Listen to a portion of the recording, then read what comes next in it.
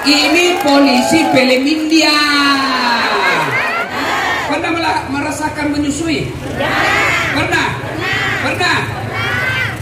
Apalagi waktu tumbuh giginya. Oh.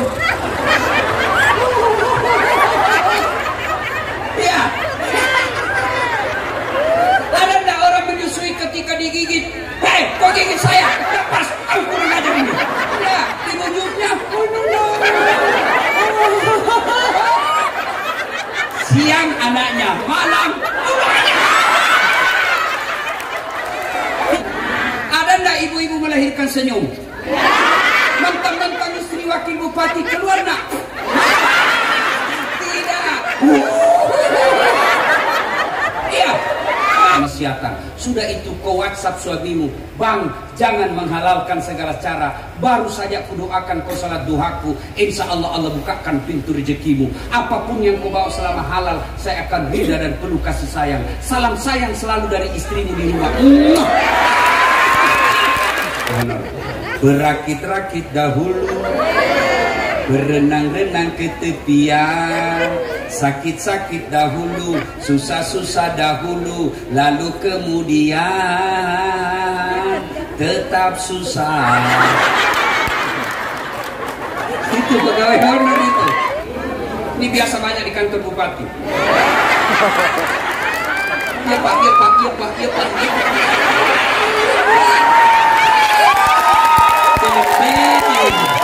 Kami sebenarnya bukan takut sama istri Ustaz, cuma istri sedikit-sedikit melapor sama istrinya komandan, dan komandan juga takut sama istrinya. Kata penghuni dari surga, bagaimana mau dimulai? Pemborong, kontraktor, pengawas, panitia ada semua di situ.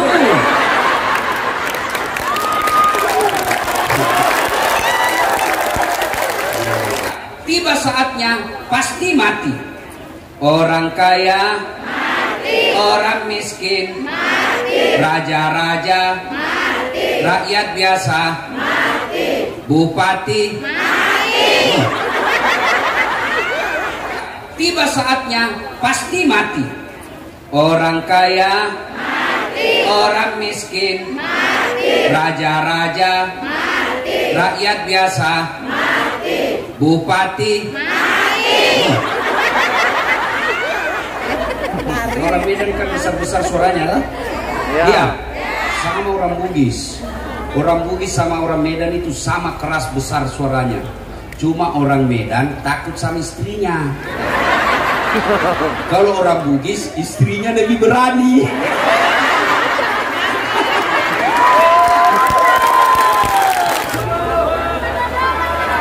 Boleh kita beri aplaus dulu untuk Pak Ustadz juga Pak Bupati, Wakil Bupati Serdang Dagai. Serdang Dagai.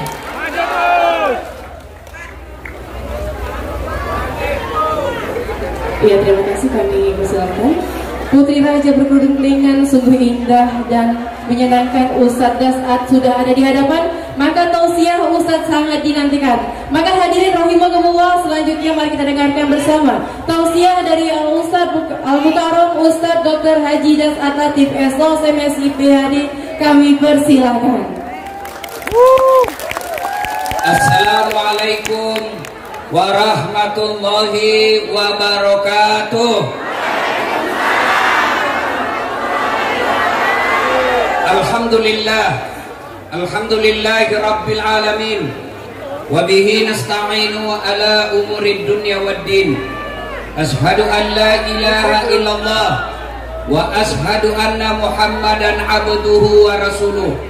Allahumma salli ala Sayyidina Muhammad wa ala alihi wa sahbihi ajma'in. Amma ba'd. Faqad qala Allah subhanahu wa ta'ala fi kitabil karim. Bismillahirrahmanirrahim. Ya ayyuhalladzina amanu taqullaha haqqa tuqatih wa la tamutunna illa wa antum muslimun. Wahai orang-orang yang beriman, bertakwalah kalian kepada Allah dengan sebenar-benarnya takwa, dan janganlah kalian mati kecuali dalam keadaan beragama Islam. Ayat ini Jumat-Jumat dibacakan khatib. Kalau ada perintah di kantor bupati yang Jumat-Jumat harus dibacakan perintah itu, pasti perintah itu Penting. Kalau di kantor bupati ada pengumuman yang harus diulang-ulang tiap pekan, berarti itu penting. Ayat ini diulang-ulang khutbah Jumat, berarti ayat ini penting dan rasanya susah diterima akal sehat. Jangan kamu mati. Berarti mati kau yang ngatur. Jangan kau mati ya. Berarti mati mau-maumu. Padahal mati mau atau tidak, siap atau tidak, saya senang bupati ini. Benar, ini bupati aspiratif. Di tahunnya panas tidak boleh lama sambutan. Ada juga pejabat kalau dia sambutan dia ambil bagiannya Pak Ustadz. Alhamdulillah. Kenapa? Ya, semua mati. Berarti yang jadi masalah bukan mati. Yang jadi masalah illa wa antum muslimun, kecuali kau mati dalam keadaan beragama Islam. Berarti ada orang Islam, KTP-nya Islam, ngakunya Islam, tapi matinya belum tentu Islam. Ada enggak orang Islam mati tidak beragama Islam? Banyak. Siapa mereka? Contoh aja ini, jangan marah. Contoh. Sabung ayam. Ada juga di sini. Beleng-beleng. Oh, didapat sama polisi. Judi ilegal kan? Dikejar sama polisi. Polisi bilang jangan lari. Lari dia. Polisi tidak bisa kejar. Kenapa? Polisinya besar perutnya. Ada juga kan polisi yang besar perutnya tuh. Tapi bukan polisi Republik Indonesia, itu Satpol PP. Iya kan? Kejar sama polisi, nggak bisa lari. Tembak peringatan polisi. Masih lari, tembak 2 kali. Masih lari, tembak 3 kali. Masih lari, terpaksa dilumpuhkan. Tembak kakinya. Pak polisi tembak kakinya yang penjuri. Duh! Kakinya ditembak, kepalanya kena. Saya tanya temanku yang polisi, bos, bagaimana caranya? Kakinya aku tembak, kenapa? Kepalanya kena. Jauhkan kaki dengan kepala. Dia bilang waktunya ditembak, dia jongkok. Ini polisi film India, bukan polisi Indonesia. Cowok, jangan kau musuhi polisi. Ibu-ibu, jangan musuhi polisi. Kira-kira enak di sini sedang berdagai kalau tidak ada polisi? Enak enggak kalau tidak ada polisi? Mana enak? Rumah dirampok, anak diperkosa, istri dibunuh, harta dijarah. Ibu cari siapa? Polisi. Makanya jangan kau musuhi polisi. Hilang motormu anak muda, siapa kau cari? Pak Imam, tidak ketemu motormu. Ayo, ada orang di selingkuhi istrinya, layangan putus. Bahaya ini ya. Masyarakatnya Pak Bupati tahu juga ini sudah tua layangan putus. Sudah tua masih nonton layangan putus. Ngeri juga ya di sini. Ayo, kalau suami istri, suami ibu melakor, ada orang pelakor, ibu cari siapa? Polisi. Maka jangan musuhi polisi. Pun kalau ada polisi yang minta uang di jalan, kau langgar, kau dah lihat rambu-rambu. Saya lihat Pak. Kenapa kau langgar? Saya tidak lihat Bapak. Kenapa kau tidak lihat saya? Bapak sembunyi di tikungan. Ini polisi film India, bukan polisi Indonesia. Coba, ibu tahu enggak kenapa kita bisa tablik akbar sekarang ini? Ibu bapak tahu kenapa kita bisa tablik seperti ini? Satu, karena ada polisi yang izinkan kita. Biar Pak Bupati mau tapi polisi tidak izinkan, nggak jalan. Iya toh? Makanya jangan musuhi polisi. Polisi juga jangan musuhi ulama. Karena kalau polisi mati siapa yang bungkus? Iya toh? Iya. Benar? Itu polisi film India. Yang kedua, kenapa kita bisa kumpul seperti ini? Kenapa? Karena mayoritas kita sudah vaksin. Maka saudaraku yang belum vaksin, celaka kalian kalau tidak vaksin. Benar. Saya sudah vaksin. Kalau ada orang bilang mati orang sudah vaksin, bos, orang mati bukan karena vaksin atau tidak, tapi tiba ajalnya. Mati vaksin juga mati. Kalau begitu jangan kau makan. Makan tidak makan pasti mati. Iya toh? Kalau vaksin membuat orang celaka, maka celakalah semua ASN. Cari ASN yang belum vaksin. Semua sudah vaksin. Saya juga sudah vaksin. Ada pernah di YouTube kan kita lihat di WhatsApp grup, ada orang sudah dia tempel di sininya koin, melengket. Saya sebelum saya vaksin, saya tempel juga koin, melengket. Ternyata bukan karena vaksin, karena daki. Jadi jangan percaya, ibu-ibu pergi vaksin. Adik-adik remaja, alhamdulillah. Alhamdulillah lagi, vaksin gratis, tidak perlu dibayar. Jadi kalau ada yang belum vaksin, ayo segera vaksin. Saya dan Pak Bupati janji, kalau ada kecamatan yang sudah 100% vaksin, kita datang tabligh akbar, tidak perlu jauh-jauh ke sini. Bisa? Wakalaidan. Bismillahirrahmanirrahim. Ya ayyuhalladzina amanu dukhulu fis-silmi kaffatan wa la tattabi'u khutuwatis syaitan innahu lakum aduwwum mubin. Wahai orang-orang yang beriman, masuklah engkau ke dalam Islam secara sempurna, Islam secara benar. Jangan Islam pil caleg, jangan Islam pilkada. Itu kalau kalian Islam pilkada, kalau mau dicoblos, buat penampilannya kala-kala Ustadz Dasar. Pakai songkok, itu caleg-caleg. Kalau mau dicoblos itu kan keluar masuk masjid, pakai songkok, pakai gamis. Begitu sudah terpilih, tidak pernah lagi muncul. Ada di kabupaten ini? Ada? Ada? Kau salah, kenapa kau pilih?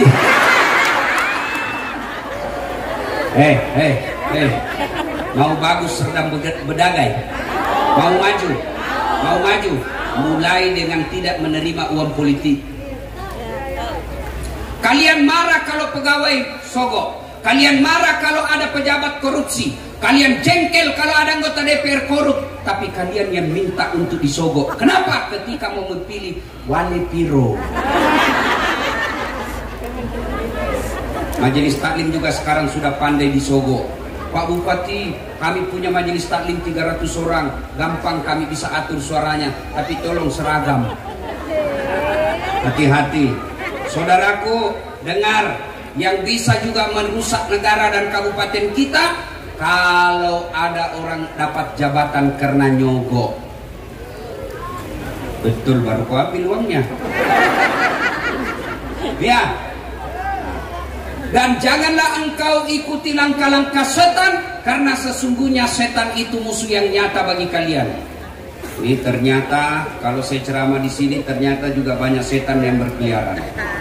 Setannya bukan pocong, bukan uka-uka, tapi apa setan yang ada di tengah-tengah kita? Handphone.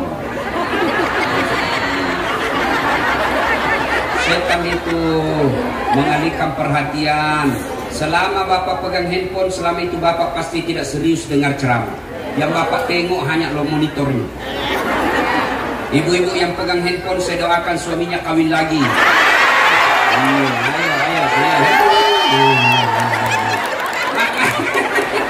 Simpan handphone, simpan, nggak usah ada yang rekam. Ayo.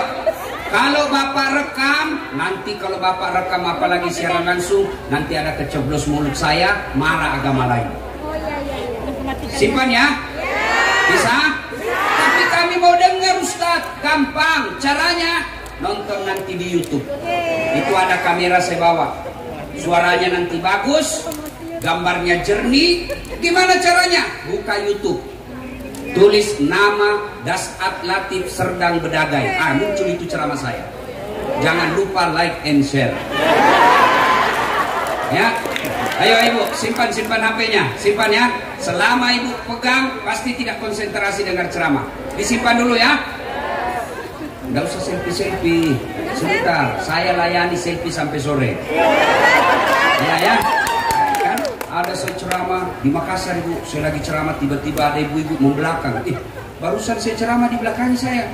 Ternyata dia ambil handphonenya. Dia tulis di Facebooknya latar belakang Das Atlatif. Kira saya background. Yang paling parah tuh ibu-ibu kalau sudah satu kali ulang Ustaz kabur, ulang Ustaz kabur, Ustaz ulang Ustaz kabur. Dalam hatiku, biar kau ulang 10 kali mukamu yang kabur. Simpan handphone ya, kita dengar ceramah aja dulu ya. Wa qala idan bismillahirrahmanirrahim. Innallaha wa malaikatahu yusalluna 'alan nabi. Ya ayyuhalladzina amanu sallu alaihi wa sallimu taslima. Sesungguhnya Allah dan para malaikatnya bersalawat kepada Rasulullah Muhammad sallallahu alaihi wasallam. Maka wahai orang-orang yang beriman, bersalawatlah kalian kepada Rasulullah dengan sebaik-baik salawat. Suatu kali Nabi lagi duduk-duduk. Tiba-tiba Nabi melihat ada malaikat 1 juta jari-jarinya. Ibu-ibu berapa jari-jarinya, Bu? 10. Cacat dong. 20. Kan ada kaki. Masa ini tidak ada jari-jarinya? 20. Ini malaikat 1 juta jari-jarinya. Nabi tentu kagum dan bertanya kepada Jibril, Jibril, malaikat apa itu? Banyak betul jari-jarinya. Jibril menjawab, itu malaikat pencatat air ketika hujan. Ada yang bisa catat air hujan? Kenapa, Ibu? Banyak jumlahnya bareng-bareng turun, laju dan deras. Mana bisa dihitung? Lalu malaikat ini ditanya sama Nabi. Nabi bertanya, wahai malaikat, apa betul kau mampu mencatat air ketika hujan? Ya, ku catat yang jatuh di laut, ku catat yang jatuh di darat, ku catat yang jatuh di gunung. Semua aku catat. Satu yang tidak bisa ku catat ya Muhammad. Apa itu? Ketika umatmu berkumpul di Masjid Agung sedang berdagai, lalu mereka bersalawat kepadamu bareng-bareng, saya tidak bisa mencatat betapa banyak Allah turunkan pahala di tempat itu. Pak Bupati yang saya hormati, ibu-ibu yang saya muliakan, orang masuk surga bukan karena tidak ada dosa. Kalau orang masuk surga karena tidak ada dosa, tidak ada isinya surga, Pak. Mana ada manusia tidak ada dosa? Tapi kenapa kita masuk surga? Karena ketika ditimbang kebaikan kita, ditimbang keburukan kita, timbang punya timbang, ternyata lebih banyak kebaikannya daripada dosanya, meskipun selisihnya hanya 0,1%. Maka ketika kumpul seperti ini, jangan sungkan-sungkan selawat karena pahalanya sangat banyak. Bisa jadi Bapak tidak bisa memperbanyak timbangan amal dengan tahajud, tidak bisa memperbanyak amal dengan timbangan duha, tidak bisa dengan bangun masjid, tidak bisa dengan haji, tidak bisa dengan sedekah, tapi perbanyak amal ketika kumpul seperti ini. Selawat kepada Rasulullah Muhammad. Maka saya mendengar mana lebih kencang suaranya ibu-ibu daripada bapak-bapak. Ayo kita selawat bareng-bareng. Bisa? Bisa? Ayo kita dengar. Ibu-ibu dulu, bapak-bapaknya diam. Ayo, ibu-ibu jangan mau kalah sama suami. Ayo selawat bareng-bareng. Ikut saya, Bu. Salatullah. Yang di belakang. Di belakang. Ala Rasulillah. Salatullah. Salamullah. Ala Yasin Habibillah. Nilainya 8,2. Ini bukan kencang, ini yang disebut sahdu. Suara begini yang kasih nafsu laki-laki. Makanya ada adik cewek, ibu-ibu janda, kalau kau ditelepon kepala dinas jangan mendayu-dayu. Assalamualaikum dek. Waalaikumsalam. Bagaimana suaminya orang gak tergoda? Lagi di mana dek? Di rumah aja Pak Kadis. Lagi ngapain? Baring-baring. Coba yang tegas. Assalamualaikum dek. Waalaikumsalam. Di mana? Di rumah. Apa tanya-tanya? Nah, bukan begitu kan? Waalaikumsalam.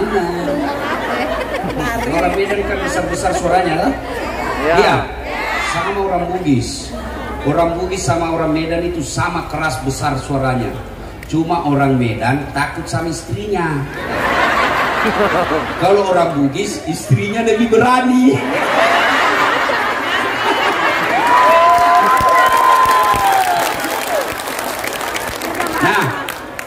Ayo ibu-ibu diam, kita dengar lagi suara bapak-bapak. Ayo yang merasa jenis kelamin laki-laki, jangan mempermalukan jenis kelamin kita. Ayo Pak.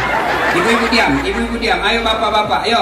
Salat salamullah ala toha rasulillah. Salatullah.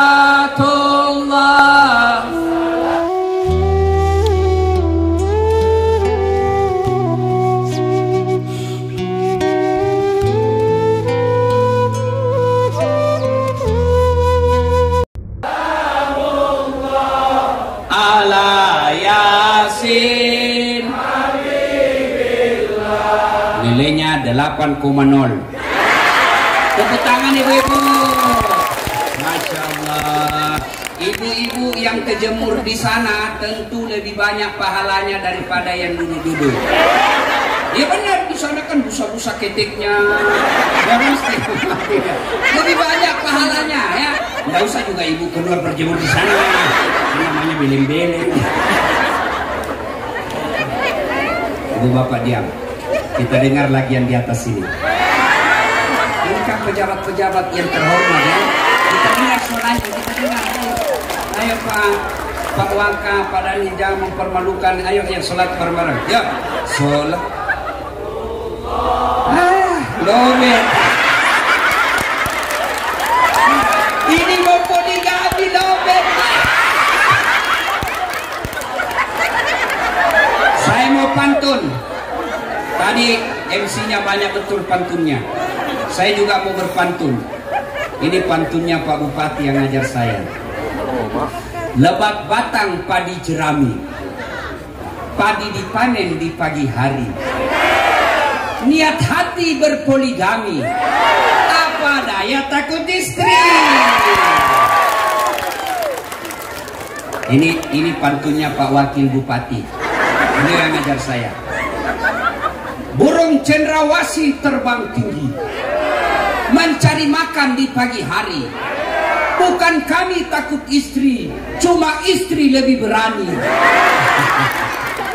Ibu bapak, saudara-saudara sekalian yang saya hormati, pada taklim kita kali ini saya ingin menyampaikan sebuah hadis yang pernah disampaikan oleh Rasulullah SAW, yang insya Allah menjadi hadiah buat Kabupaten Serdang Bedagai yang ke-18 tahun berulang tahun kali ini. Mau maju kabupaten ini? Mau sejahtera rakyatnya? Mau selamat penduduknya? Bahagia pejabatnya? Ini kata Nabi. Nah, dengar baik-baik. Suatu daerah akan maju apabila ditopang 4 hal. Berapa ibu? Berapa pak? Bukan 4 istri, 4 perkara. Ya. Yang pertama, kalau mau maju Kabupaten Serdang Bedagai ini, maka ditunjang yang pertama di ilmil ulama, ilmunya para ulama.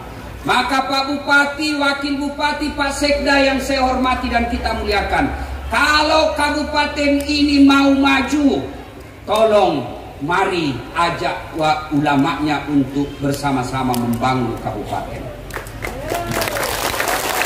Jangan ulama hanya dijadikan juru kampanye ketika mau mencoblos, ketika sosialisasi, ketika mau pilkada, ketika mau pilcaleg. Ajak buya, ajak ulama, ajak remaja masjid. Selesai terpilih tidak pernah diajak ngomong kebijaksanaan pemerintah.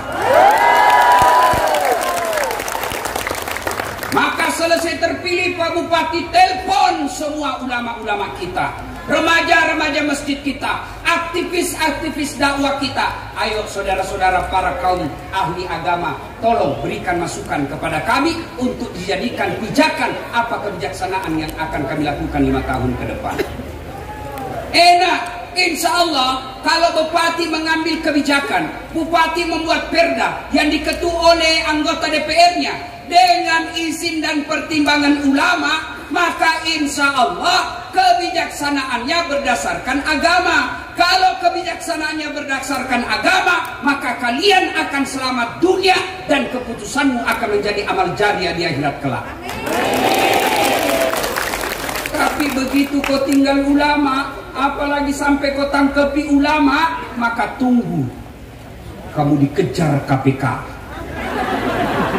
Kau selamat dari KPK, kau bisa bermain mata sama penegak hukum, tapi demi Allah malaikat tidak bisa kau tipu.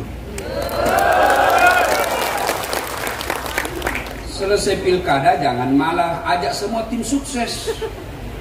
Sini tim sukses, penunjukan langsung. Hati-hati, ada tim sukses di sini? Ada? Biasanya tim sukses itu kontraktor dan pemborong. Ada kontraktor di sini? Ada? Pernah dengar ceritanya kontraktor di akhirat? Wah, SMS-an lah penghuni surga sama penghuni neraka. Dia bilang penghuni surga, bagaimana kabarmu di situ, Mas Bro? Nggak ada enaknya di sini. Dipilih terus kita. Nggak ada jam istirahat. Artis-artis yang masuk di sini hancur udah semua mukanya, sudah nggak bisa dilihat artisnya. Kamu di surga bagaimana? Alhamdulillah, kami bahagia di sini. 1 laki-laki, 7 bidadari. Cemburu nih. 7 bidadari, dan bidadari ini perawan terus.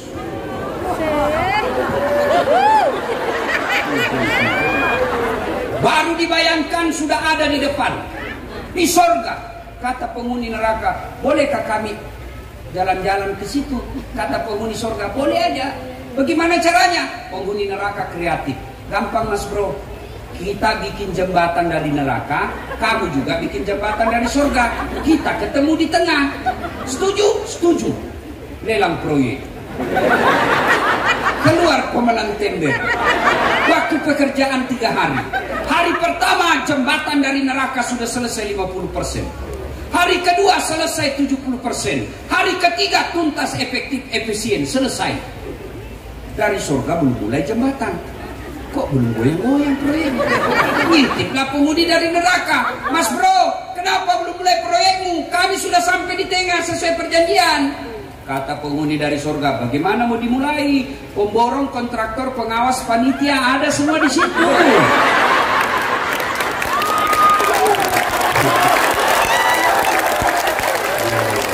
Di sini cuma penghafal Quran dan Buya, salah itu ya. Maka Pak Bupati, Pak Wakil Bupati, seluruh aparat, kepala-kepala dinas, ketika Bapak berbicara anggaran untuk apa, ajaklah ulama. Tidak mesti formal, tidak mesti resmi. Ajak mereka berbicara sambil ngopi-ngopi, sambil makan pisang goreng. Ajak ngomong tinjauan-tinjauan agama. Insya Allah kalau Bapak mengambil keputusan pertimbangan agama, Bapak bukan cuma selamat di dunia, tapi insya Allah selamat akhirat.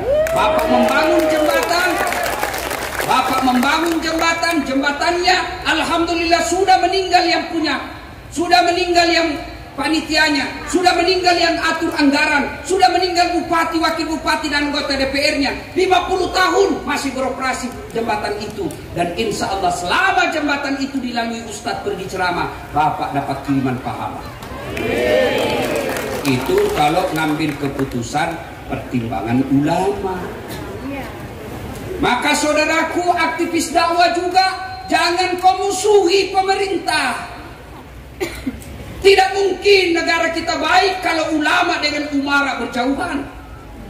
Negara Republik Indonesia ini berdiri karena tetesan darah keringat para santri dan ulamanya. Jadi kalau ulama dijauhi, ulama juga menjauhi pemerintah, maka tidak akan sejahtera rakyat kita. Saya memberi ilustrasi sederhana, Pak Bupati yang saya hormati. Ulama dengan umat itu ibarat hutan dengan harimau atau singa. Ada hutan di sini misalnya. Saya kasih contoh kebun sawit. Kebun sawit ini kalau ada singa di dalamnya, ada enggak yang berani masuk ganggu kebun sawit? Ada yang berani? Kenapa? Ada singa menerkam. Coba. Sebaliknya, ketika singa sudah keluar, dan singa itu keluar, ditangkap dan dijadikan hiburan di sirkus. Coba kita lihat itu singa kalau dia sudah di sirkus. Dipukuli, ditunjuki sama anak-anak. Ini lucu. Begitulah ilustrasinya. Kalau ulama dengan rakyat, ada ulama yang disengadi di kabupaten ini, insya Allah orang lain tidak akan berani macam-macam. Kenapa? Ada tokoh yang didengar bicaranya. Sebaliknya, kalau ulama sudah tinggalkan kebun, maka ulama itu akan dipermainkan dan dia bisa menjadi tunjuk-tunjuk, dianggap lucu. Maka ulama dengan umat, ulama dengan pemerintah tidak boleh berpisah. Dia adalah satu kesatuan untuk mewujudkan masyarakat yang adil dan makmur. Dan kalian juga aktivis dakwah. Kita ini yang mengaku diri mubalik, mengaku sebagai pewaris para nabi. Al-ulama'u fawaritsatul anbiya. Kita ini pewaris para nabi. Ketika kalian mendakwah, pakai teladan Rasulullah sebagai contoh.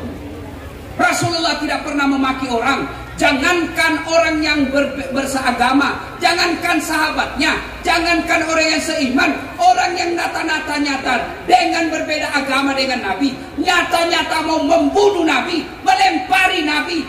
Nabi justru doakan dia. Siapa? Penduduknya Taif. Coba Bapak lihat, Nabi dihina di Mekah, datang ke Taif dengan harapan di Taif mendapat simpati, tapi sampai di Taif malah dilempari sama anak-anak remaja. Apa Nabi doakan hancurkan mereka? Tidak. Ketika Jibril datang menawarkan bantuan, ya Muhammad, sudah keterlaluan ini masyarakat Taif. Allah mengirim saya, kau berdoa kepada Allah. Allah perintahkan saya, kau berdoa saja, saya hancurkan semua masyarakat Taif. Apa jawaban Nabi? Kalau saya kira-kira dikepung di sini, dilempari, tiba-tiba datang Pak tentara sama polisi. Mana Ustaz? Sudah siap ini pasukan. Hancurkan? Pasti saya bilang, tembak saya. Tapi Rasulullah tidak. Apa beliau katakan? Ya Jibril, kalau Allah ingin mengabulkan doaku, saya berdoa, ya Allah, berikan hidayah kepada yang lempari saya. Berikan hidayah kepada masyarakat Taif. Kalau bukan dia yang beriman kepadaku, nanti anak cucunya yang beriman kepadaku.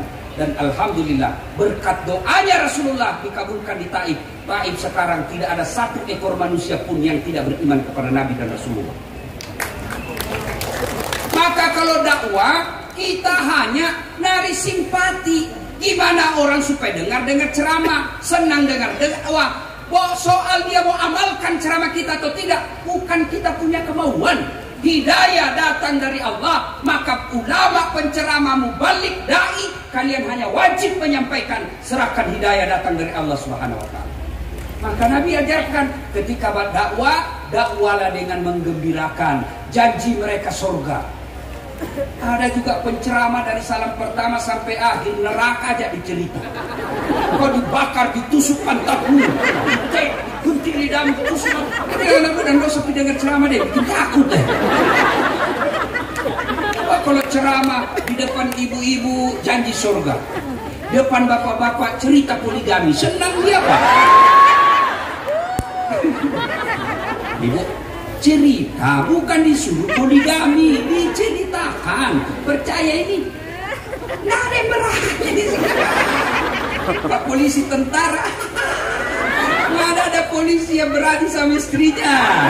Mana ada tentara yang berani sama istrinya? Dia bilang, teman saya tentara, kami sebenarnya bukan takut sama istri Ustaz, cuma istri sedikit-sedikit melapor sama istrinya komandan, dan komandan juga takut sama istrinya. Salatullah salamullah ala toha rasulillah. Salatullah salamullah ala yasin habibillah. Saudaraku, para alim ulama, para pendakwah, ketika kalian menghadapi tantangan dalam dakwah, jangan kau ajak umatmu untuk bertengkar. Ketika kalian menempuh resiko ketika berdakwah dan ada resiko dalam dakwah itu, jangan kau hasut umatmu untuk memusuhi pemerintah. Ketika sudah mengambil posisi sebagai ulama, penceramah, pendakwah, pewaris para nabi, lihat para nabi. Ada nabi karena berdakwah dibakar hidup-hidup. Ibrahim alaihissalam. Ada nabi yang diusir dari kampungnya karena berdakwah. Nabi Ayub alaihissalam. Ada yang sampai diasingkan dan nyebur ke laut demi berdakwah Yunus alaihissalam. Jadi ketika kalian sudah mengambil posisi sebagai mubalik, dan ketika berdakwah ada tantangan, maka siap kau dibully, siap kau dihina, siap kau dimaki, bahkan siap dipenjara, bahkan pada akhirnya siap seperti Ibrahim alaihissalam, dengan catatan betul-betul kamu amar ma'ruf nahi munkar. Saya orang ceramah, saya tidak senang kalau orang-orang bicara soal ini bid'ah, ini bid'ah, ini bid'ah. Bagi saya, kalau kau yakini benar, silahkan kau lakukan tanpa menyalahkan orang beribadah dengan cara yang berbeda. Mau kunut silahkan, jangan kau salahkan yang tidak kunut.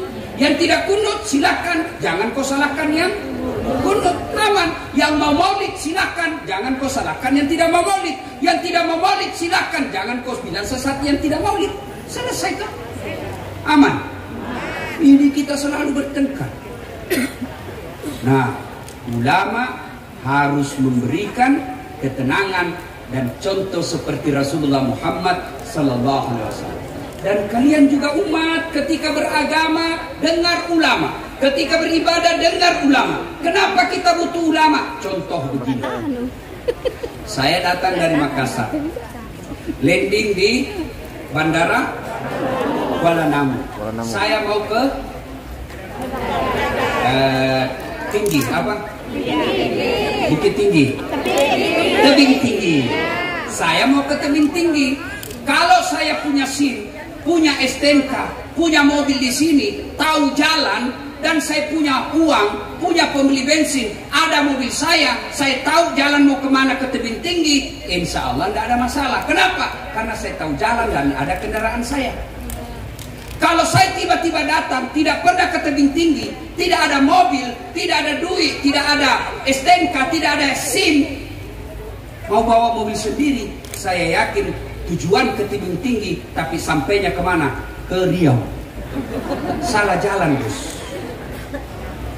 Maka Bapak kalau tidak tahu jalan, paling aman naik travel. Kalau Bapak pernah belajar agama, pernah kajian, ada ustadz yang menuntunnya, insya Allah beragamanya aman. Tapi kalau belum pernah mondok, tidak pernah baca kitab, tidak pernah berguru dengan khusus, lalu tiba-tiba mau mengamalkan apa yang Bapak cuma baca, biasanya itu salah dan sesat dalam menafsirkan sesuatu kitab.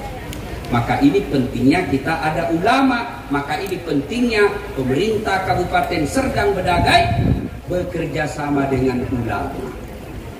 Yang kedua, kalau mau sukses lagi, ya, wa adlil umara. Kalau mau sukses kampung ini, kabupaten ini, maka yang kedua harus ditopang oleh adilnya para penguasa, adilnya para pemimpin. Mau tahu adilnya pemimpin? Tidak ada Rasulullah. Kita contoh, namanya Amirul Mukminin, presiden kalau bahasa sekarang, Umar bin Khattab. Itu Umar bin Khattab pernah suatu kali kedatangan tamu. Assalamualaikum warahmatullahi wabarakatuh ya Amirul Mukminin. Waalaikumsalam warahmatullahi wabarakatuh. Masuklah tamunya Umar, ketuk pintu. Kata Umar, tunggu dulu. Kau datang ke sini mau ketemu saya sebagai Umar pribadi atau Umar sebagai presiden? Kira-kira kalau Pak Bupati bilang, kau datang ke sini ketemu saya sebagai bupati atau teman sekampung? Kata Umar, saya datang ketemu pribadi. Lalu Umar berkata, tunggu dulu, saya padamkan lampu pelita. Dia padamkan lampu pelita, gelap. Tamunya keberatan. Ya Amirul Mukminin, kenapa kau padamkan lampu? Kita kegelapan. Begini, tadi saya pakai lampu itu karena saya lagi tugas ngitung-ngitung kas negara. Ini lampu pakai minyak. Minyaknya ini dari uang Baitul Mal. Kalau saya bekerja sekarang pakai karena saya lagi dinas, halal, boleh. Sekarang kita cerita pribadi, tidak boleh pakai air lampu ini. Kenapa? Karena kita tidak ada hubungan dengan negara. Matikan lampu. Kira-kira kalau ini diterapkan, Pak, tidak ada ASN berkeliaran pelat merah hari Sabtu sama hari Ahad. Banyak begitu di sini. Di sana yang saya tahu, Dia akali dirinya. Dia pakai mobil dinas, tapi dia ganti pelatnya. Kok kira bisa kau tipu malaikat? Maka saudaraku ASN, jangan pernah menggunakan fasilitas negara untuk kepentingan pribadi. Kalau begini ASN yang ada di kabupaten ini, insya Allah kabupaten ini cepat maju. Amin. Saudaraku yang pegawai honor, ada pegawai honor? Ada pegawai honor? Tahu lagunya pegawai honor? Begini lagunya kalau pegawai honor. Berakit-rakit dahulu, berenang-renang ke tepian, sakit-sakit dahulu, susah-susah dahulu, lalu kemudian tetap susah. Itu pegawai honor itu. Saudaraku pegawai honor, insya Allah kalian lebih gampang masuk surga daripada kepala dinas yang selalu menggunakan kendaraan dinas kepentingan pribadi. Ada kepala dinas di sini? Ada? Saya yakin banyak. Bukan karena mau dengar ceramah, tapi karena takut sama Pak Bupati. Bapak kepala dinas yang saya hormati, tidak usah cari muka sama Pak Bupati. Capek Pak. Karena demi Allah biar Pak Bupati senang sama kalian. Kalau istrinya Bupati tidak senang, dan jalan kau punya SK. Iya toh? Iya toh? Iya? Makanya Bapak Ibu Saudara-saudara sekalian, para pegawai yang hadir di tempat ini, jangan sampai menggunakan fasilitas negara untuk kepentingan pribadi. Ingat, ketika akhirat kelak, itu orang-orang yang pernah mengambil barang-barang negara, setengah mati kalian bertobat. Kalau Bapak cuma berzina, bertobat sepenuh hati, dan orang yang kita temani itu mengampuni dan menyesali, insya Allah Allah ampuni dosa kita. Tapi kalau berkaitan dengan uang negara, APBD, APBN, maka taubatnya harus minta maaf sama seluruh pembayar pajak yang ada di kabupaten. Kan? Itu nanti kalau kita wafatkan, kita kumpul di padang mahsyar. Padang yang matahari seolah-olah panasnya tinggal sejengkal dari kepala. Dan pada saat itu muka kita ini sudah ubah. Tidak lagi seperti sekarang. Ada kata Nabi yang mukanya seperti ular. Siapa muka ular? Mereka yang sifatnya menjilat-jilat ketika hidup di dunia. Ini biasa banyak di kantor bupati. Iya Pak, iya Pak, iya Pak, iya Pak, iya Pak.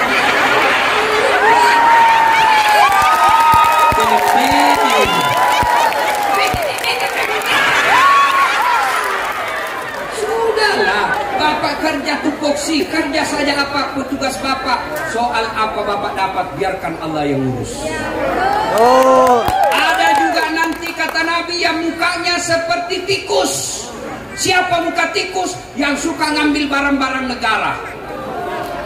Nah ini nanti kalau dia sudah di padang mahsyar, mukanya seperti tikus, dan semua barang yang pernah diambil disuruh pikul. Misalnya pernah ngambil meja kantor, mesin teh, kertas 3 rim, lemari, motor, disuruh pikul semua itu. Lewatlah Satpol PP. Kenapa ada sama Bapak ini? Ternyata Bapak yang ngambil, saya dimarah sama Bupati. Jadi yang pernah ngambil barang-barang kantor ke Bupati, kasih kembali besok. Kalau kau tidak kasih kembali, kau pikul nanti silakan. Itu enaknya jadi rakyat jelata, tidak perlu Bapak pikul itu nanti. Lewatlah kita, banyak dewa.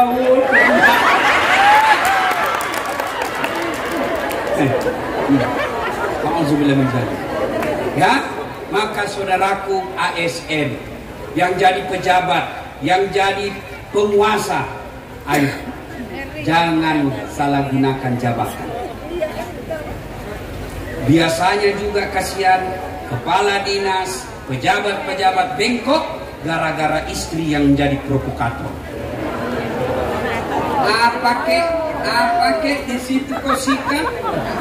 Masa itu anak buahmu cuma kepala bagian? Gelangnya istrinya kayak pelek sepeda. Kau itu sudah 10 tahun kepala dinas. Ini dia aja gelang-gelang saya tidak pernah peningkatan. Ada begitu di sini? Ada. Pak, kalau ada istri begitu, dia menyeret-nyeret bapak ke neraka. Lebih baik tinggalkan dia secara baik-baik. Nah, Dek, saya sayang kamu, tapi rasa-rasanya kau tidak sayang saya. Kenapa kakak bilang saya tidak sayang? Buktinya kau dorong saya masuk neraka. Enggak, itu kau suruh saya korupsi. Maka istri yang baik, begitu suaminya pergi kerja, selesai sholat dia doakan suaminya, ya Allah, lindungi suamiku, rahmati suamiku, bekerjanya dengan penuh pertolonganmu ya Allah, hindarkan dia dari praktek-praktek kemaksiatan. Sudah itu kau WhatsApp suamimu, bang, jangan menghalalkan segala cara, baru saja ku doakan kau salat duhaku, insya Allah Allah bukakan pintu rezekimu. Apapun yang kau bawa selama halal, saya akan ridha dan penuh kasih sayang. Salam sayang selalu dari istrimu di rumah.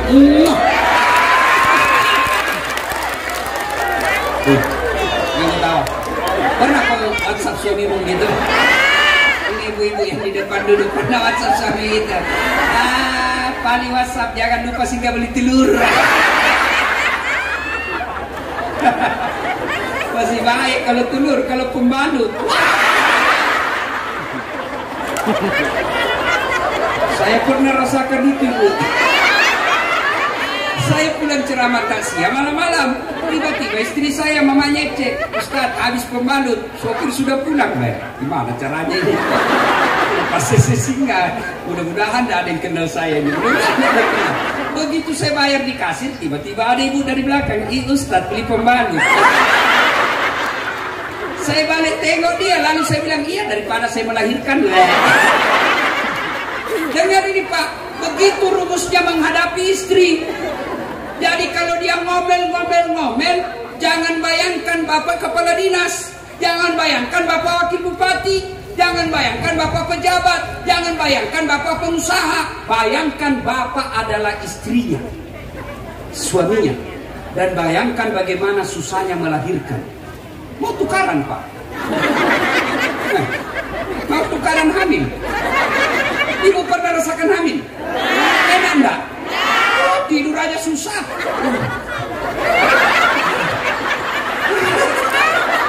Iya toh? Ibu waktu hamil pernah enggak tengkurap? Berapa lama ibu tidak tengkurap? 9 bulan 10 hari. Bapak 1 bulan aja tengkurap, pusing Pak. Ayo, itulah hebatnya perempuan. Ibu-ibu pernah rasakan hamil? Pernah. Pernah merasakan melahirkan? Ada enggak ibu-ibu melahirkan senyum? Mentang-mentang istri wakil bupati keluar nak? Tidak. Iya. Maka bapak-bapak kalau istri ngomel, istri suruh singgah beli pembalut, bayangkan bagaimana susahnya melahirkan. Betul? Iya. Benar. Pernah merasakan menyusui? Pernah? Pernah? Apalagi waktu tumbuh giginya.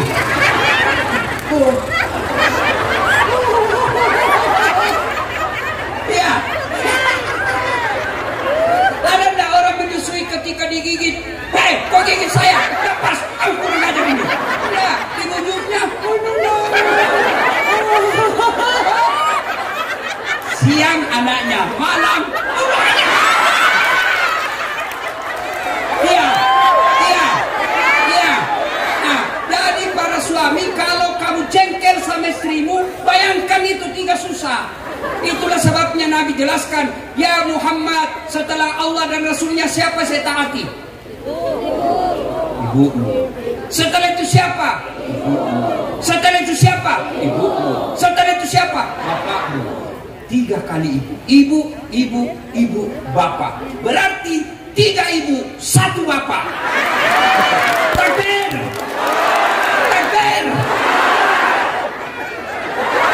Salah paham lagi. Ini benar kan? Ibu, bapak. Berarti 1 bapak, 3 ibu. Bukan, saya bilang 3 istri. Memang ini ibu sensitif sekali. Bagaimana suamimu tidak dilakor? Coba lihat kalau mau pergi pengajian cantik, giliran di rumah,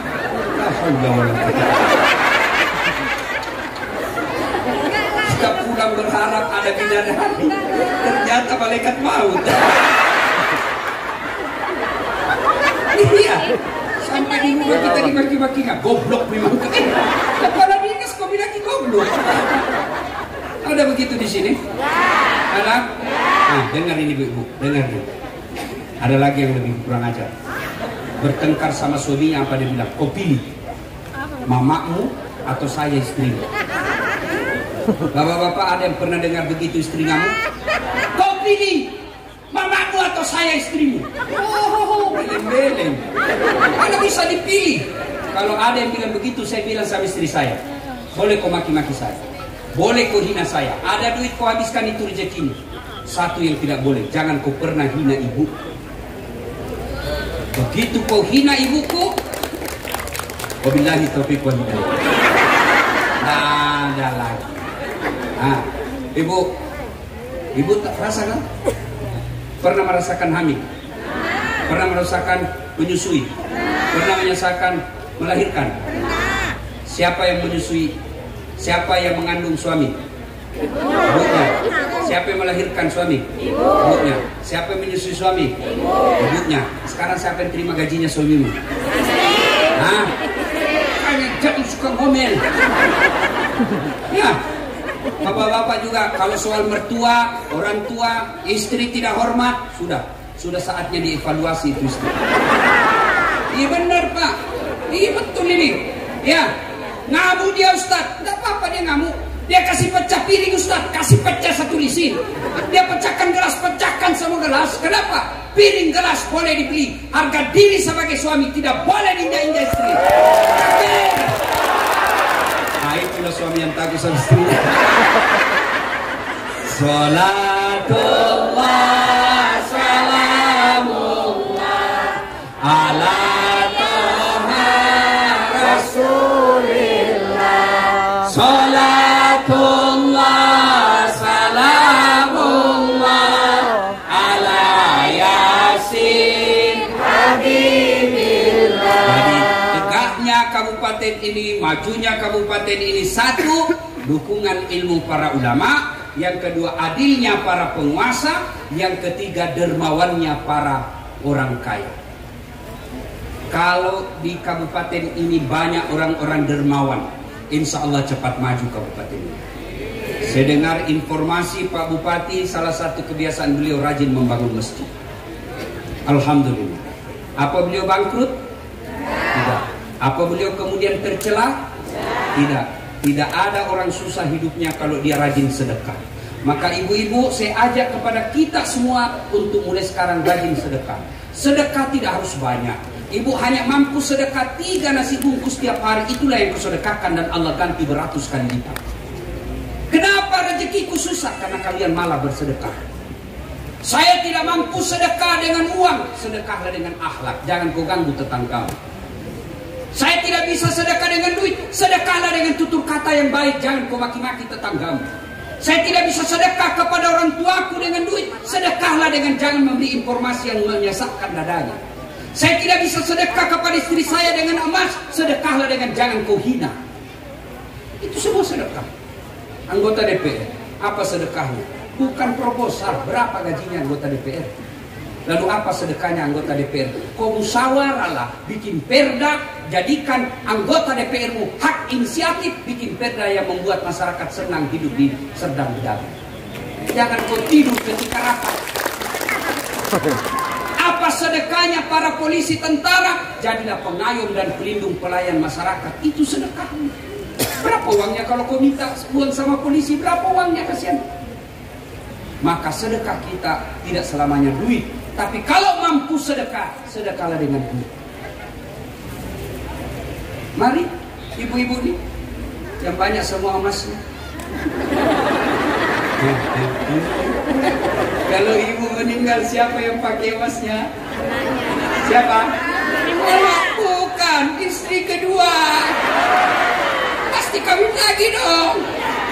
Didengar istri saya, dia bilang, Ustadz nanti kalau saya meninggal Ustadz kawin lagi. Saya bilang, kau duduk di sini saya itu. Aku jelaskan kau baik-baik. Jangankan kau meninggal, kau masih hidup saja pikiranku selalu mau berpikir kawin lagi. Apalagi kalau kau sudah mati. Iya toh. Maka ibu-ibu daripada ini cincin berlian diambil istri kedua, mending sedekah. Itu enaknya jadi bupati, istri wakil bupati, istri sekda. Karena biar palsu dia pakai, orang juga bilang asli. Coba kalau ibu bupati pakai, biar itu imitasi dari Tanah Abang. Orang enggak mungkin lah istri bupati. Tapi kalau kita orang miskin pakai yang asli sekalipun, orang bilang dari mana kau dapat? Maka sedekahlah ya, bersedekah. Maka perdakan Pak Bupati. Saya dengar juga informasi begitu beliau dilantik jadi bupati, beliau anjurkan kepada seluruh ASN untuk keluarkan zakat. Zakat. Bapak tahu itu zakat, gaji halal. Tapi kalau Bapak tidak keluarkan zakatnya, yang halal menjadi kotor. Contoh, air putih. Saya kasih contoh. Mohon maaf. Ini air, ini halal. Anggaplah ini gaji yang betul-betul kita peroleh secara halal. Tapi karena kita tidak keluarkan zakatnya 2,5%, maka ibaratnya air yang bersih suci tadi ini Bapak masukkan ke jari-jari toilet. Tahu toilet? Tempat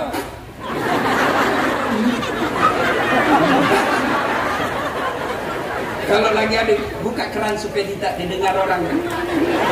Nah, anggaplah ibu basuh, celupkan ke toilet air, jari-jari masuk ke toilet, angkat 1 tetes masukkan ke sini. 1 tetes saja. Mau minum? Begitulah harta yang tidak dikeluarkan zakatnya. Maka saudaraku ASN, pejabat, pengusaha, begitu Bapak dapat untung, keluarkan langsung 2,5%, tidak cukup 3. Allah cuma minta 2,5%. Agama lain perpuluh namanya diminta 10-20%. Kita Islam 2,5% saja, dan tidak ada orang bangkrut gara-gara zakat sedekah. Ibu-ibu yang mau terhindar suaminya dari para pelakor, maka sedekah.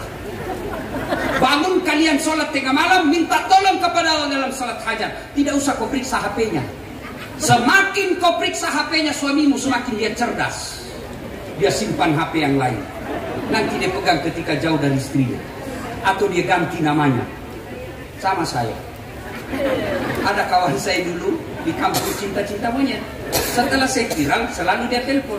Terbangkat, saya gantilah namanya di situ untuk menghargai perasaan istri saya. Saya tulis di situ penjual batu bata.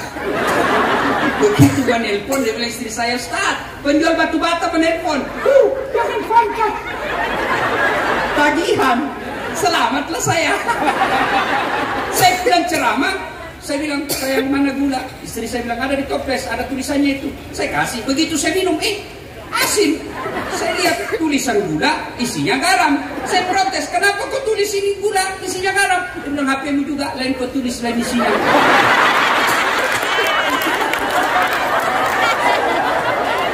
Maka saudaraku, sedekahlah, keluarkan zakat. Dan yang keempat, ketika kabupaten ini mau maju, kata Nabi, harus ditopang oleh doanya fakir miskin, anak yatim piatu.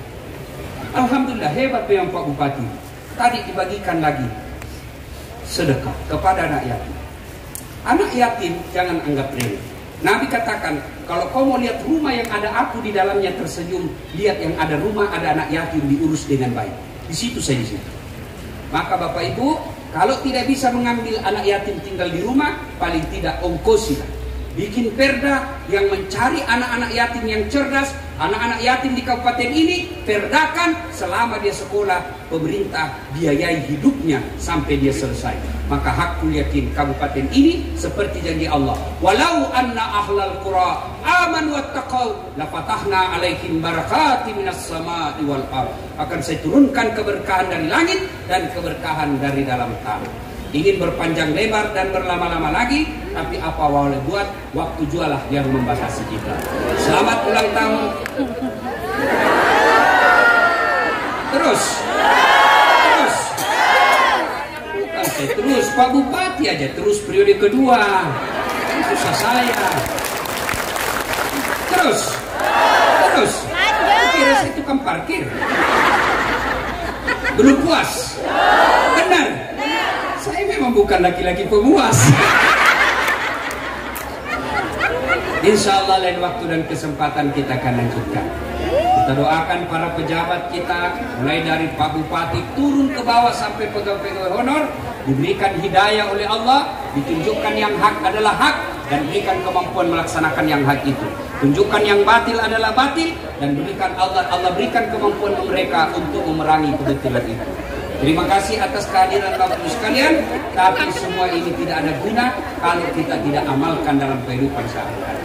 Kabupaten Serdang Bedagai yang berulang tahun 18. Mari kita bantu kita semua bergotong royong, bekerja sama, bahu-membahu untuk membangun kampung ini, kabupaten ini dengan memuliakan ulama. Menjadi pemimpin yang adil, lalu menjadi pengusaha yang dermawan, dan kita urus anak yatim, fakir miskin. Mudah-mudahan Allah turunkan keberkahan.